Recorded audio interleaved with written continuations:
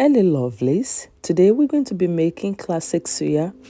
It's a common snack eaten by most West African, especially Nigerians. It's a spicy beef steak, and you can see the cut of our beef is already cut in the Mexican market like this, very thin, and that's just the consistency of the thinness of the beef that we need. So this is already washed meat, and we are ready to spice things up with our seasonings. This is our authentic suya spice. We're going to be using some onion powders.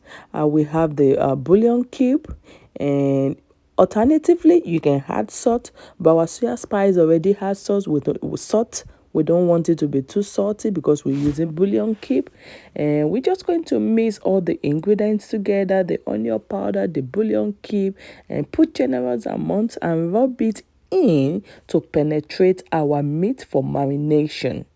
And just like that, we make sure it's evenly distributed, and we go ahead and add generous amount of soya spice, rub it in, let it penetrate the meat to infuse the flavor of the spice into the meat.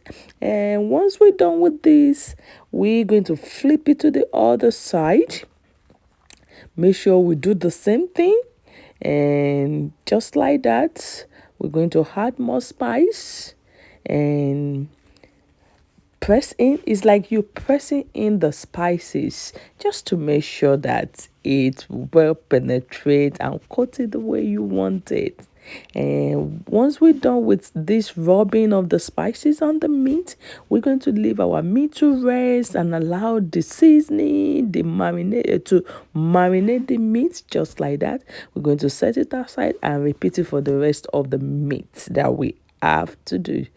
Just like that, we're just going to repeat the same process and set it aside.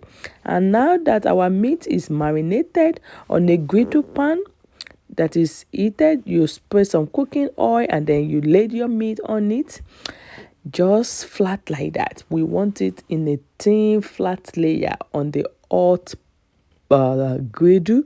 You can do it on the charcoal grill outside or gas grill, whichever one you have, or electric grill. Yeah, or you can actually put it in the oven. You can do either way. And just like that, we lay it flat on the griddle, and we have mixture of oil and more cube and some little salt mixed together in that oil. We just rub it on our meat just to give it some savory flavor and allow it to cook evenly. And just rub the oil, this seasoned oil, we rub it on our meat just like that. Look at the sizzling. See how the steak is sizzling, like it's cooked. And you flip it and just make sure it's thoroughly cooked because we don't want to raw meat. And after it's cooked, we just set it aside on a chopping board and allow it to rest. And now that the meat has rested, let's take a bite into it. We cut it to see whether it's well done. That's a small piece. Give it a taste. Oh my goodness. Tastes so good. And you can see how thin it is, juicy, and it is thoroughly done. And this smells so good and tastes so amazing. This is a must-try recipe for classic snack for you, your family, and your visitor. They will love it. And Nigerian suya is usually served with number of vegetables the way you like it. Here I have my cucumber cut, I have my tomatoes, and I have my onions.